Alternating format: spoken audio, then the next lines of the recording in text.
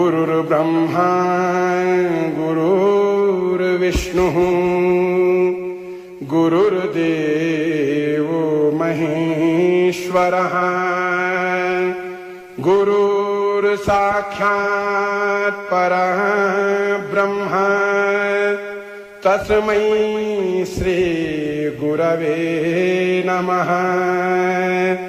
ध्यानमूलं गुरोर्मूर्ति पूजामूलं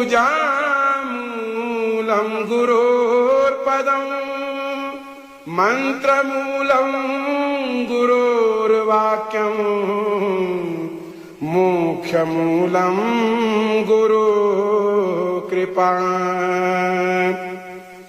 शिवो गुरुः शिवो देवः शिवो बन्धुः शरीरः।